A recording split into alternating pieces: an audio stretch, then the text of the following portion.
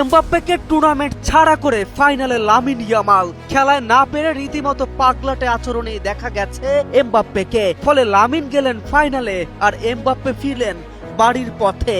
আগেই বলেছিলেন dirty football তারা খেলতে জানেন, আজ দেখালেন তাই করে।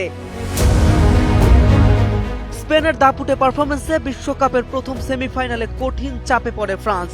শুরু থেকে আক্রমণাত্মক ফুটবল খেললেও 20 মিনিটে লামিন ইয়ামালের ওপর লুকাস দিনিয়ের ফাউলে পেনাল্টি পায় স্পেন। সেই সুযোগ কাজে লাগিয়ে মিকেল ওয়ারসাবাল দলকে এগিয়ে দেন। এই গোলের মাধ্যমে তিনি এক মৌসুমে স্পেনের হয়ে সর্বোচ্চ 14টি গোলের নতুন জাতীয় রেকর্ডও গড়েন। প্রথমার্ধেই চোটে উইলিয়াম সাবিলার মাঠ ছাড়ায় ফ্রান্সের জন্য বড় ধাক্কা হয়ে আসে। বিরতির পর দিদিয়ের দেশম একাধিক পরিবর্তন আনলেও কাঙ্ক্ষিত ফল মিলেনি। 58 মিনিটে দানি ওলমোর সঙ্গে দুর্দান্ত বোঝাপড়ায় পেদ্রো পেরো ব্যবধান দ্বিগুণ করেন।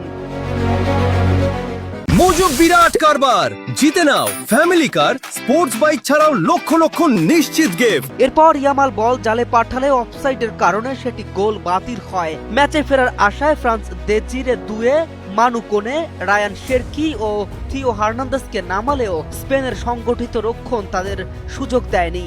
শেষ পর্যন্ত 2-0 ব্যবধানে এগিয়ে থেকে ম্যাচের নিয়ন্ত্রণ পুরোপুরি নিজেদের হাতেই রাখে স্প্যানিশরা।